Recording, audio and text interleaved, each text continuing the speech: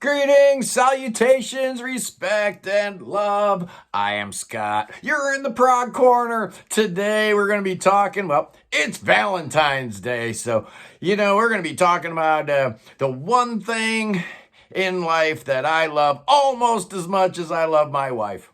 And that's yes. So, yeah, we're talking about bands and albums that were influenced by the greatest band in the world in honor of Valentine's Day because you fools know how much I love Yes. Yeah, they've got some pretty famous fans out there, bands and musicians that you would never think were fans of the band.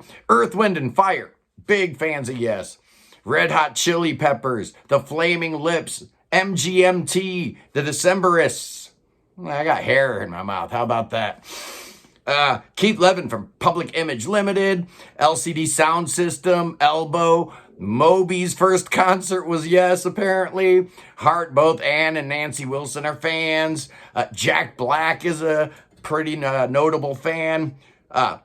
George Jefferson was a big fan. Sherman Hemsley, he's a big fan of Yes, big fan of Nectar. The Edge from U2, big fan of Yes. I remember talking to him back in the day about Yes. RZA from the Wu-Tang Clan is a big fan of Yes. Steve Stevens, Billy Idol's guitar player. Yeah, we know he's a Prog fan. Pat Smear and Tyler Hawkins. We know about the Tyler Hawkins connection. He's the one that introduced current Yes singer John Davison to Chris Squire. But in the progressive realm, so many bands use Yes as a template or a jumping off point.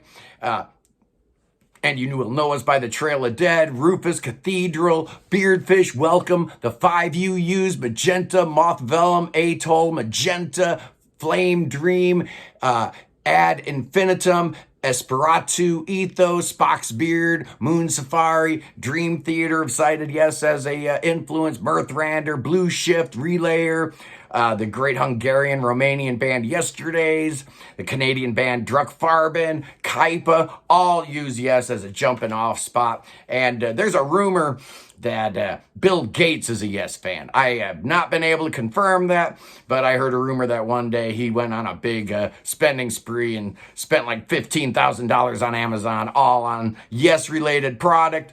Shakira's been seen in a Yes t-shirt, and most recently, A Star Is Born, you saw Lady Gaga wearing a Yes shirt. So how about it? What are the 12 bands most influenced by our beloved Yes? And we're going to start off in Australia at number 12 with a band called Aleph. And they only put out one album in 1977, an album called Surface Tension. It's really great. The singer, Joe something or another, he does have that real high voice. They do have a female vocalist doing some backup vocals, which definitely helps.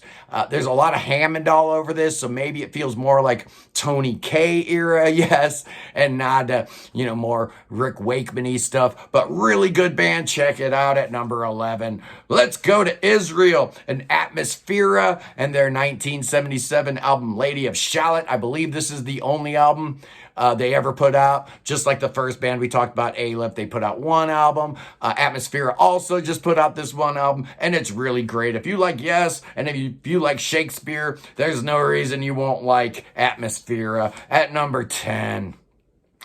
Yeah, let's talk about Rush.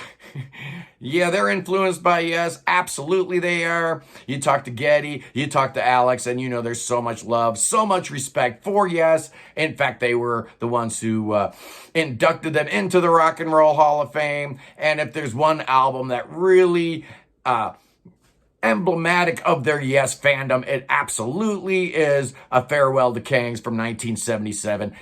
Big shocker that's my favorite Rush album as well at number 9. Let's go to the United States of America. Outside of the Chicago area, there's this weird band called Yezda Urfa. They put out an album called Boris in 1975. The singer's just nuts. Rick Rodenbach, I love his voice, very high register. These guys are kind of an amalgamation of Yes and Gentle Giant. They just kind of disappeared after they put that one record out. Greg Walker from Symphonic discovered them later, reissued it, and then put out their second album.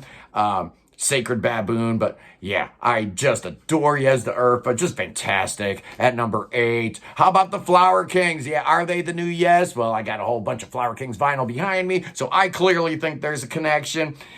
And if you don't hear it in their music, John Anderson certainly did, because he did that album with Roy Stalt, The Invention of Knowledge. There's one album I would focus on as far as being their most Yes-like. It was 2007's The Sum of No Evil. Just awesome. I love it. At number 7, we're going to cheat a little bit.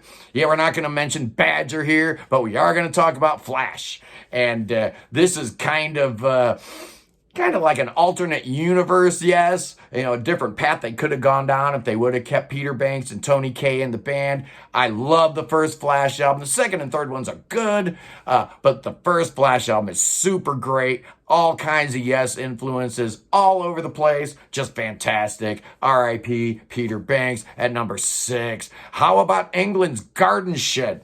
That last great salvo of progressive music from the British Isles came out in 1977, and it is a chock full of Yes-isms. Maybe if you married Yes and Supertramp, maybe you get a little bit of what England's about. If you haven't heard Garden Shed, you definitely need to, because it's just great. At number 5, another band that's been saddled with the Yes clone tag for years. It's Druid, and we're going to spotlight their first album, Towards the Sun, which came out in 1975. Great Yes-like artwork.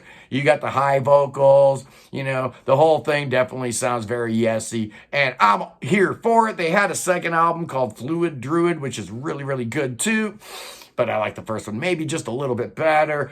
Fantastic Druid. At number 4, from Chattanooga, Tennessee, it's Glass Hammer, and these guys have been doing their thing for a long time. I would argue that their last, 5 or 6 albums really don't sound a whole lot like Yes at all, but some of their early stuff certainly did, and their middle era absolutely did, when they had a guy named John Davison singing with them for 3 albums, If, Corcordium, and Perilous. I'm picking If as the best of them. In fact, I think it's my favorite Glass Hammer album. It does sound a whole lot like a Lost Yes album, and I love it. It's dynamite. At number 3.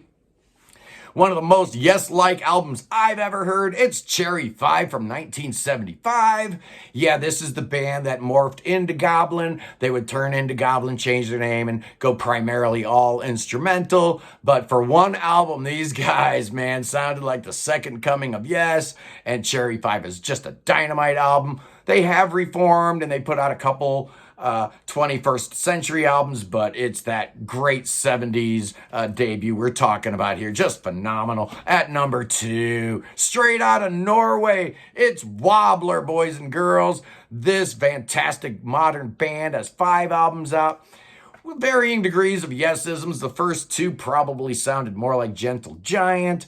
They're kind of going in a new direction here with the last album, but the one I'm spotlighting is 2011's Rights at Dawn, and if this thing doesn't sound like Fragile Part 2, I don't know what does. They brought in a new singer for this album, and it certainly does drive home that Yes influence, and I just love Wobbler. Just such a great band, but there can only be one band who's the most influenced by Yes, and you know who it is. It's absolutely Starcastle, and their fantastic debut album from 1976. Their first 3 albums are all good. The 4th album, they went a little commercial, but the first 3 albums are just chock full of Yes-isms. You got Terry Luttrell singing. He's got that high tenor. Used to be the lead singer for REO Speedwagon. That first REO album had Terry Luttrell on vocals. But it's Gary Strader's bass that really drives home the Yes-isms, playing that Rickenbacker, sounding a whole lot like Chris Squire. And then Herb Schilt on keyboards, really giving you all that, interesting harmonic expression and atmospheric stuff that he's doing. I love Herb. Tried to get Herb on the show, but he said he's retired. He's not doing music anymore, and I don't blame him. Starcastle never got their due. They were always just lumped in as Yes wannabes, and that's just not fair, because I hear as much Styx in their music as I do Yes, but they've been saddled with that tag, so they're my number 1 band who's been influenced by the great Yes. mess. Anyway, I hope you guys have a fantastic day. The sun is shining, the birds are chirping, and like I said, it is Valentine's Day. So if my wife is watching this, I love you, baby. You are the best thing that's ever happened to me. Anyway, peace in the Middle East, God save the king, and prayers for all those poor people who've been affected by the earthquake in Turkey. We're still thinking about you. You know, we're not going to let this thing go until everybody's back home and everybody's safe. Anyway, have a great day. Peace.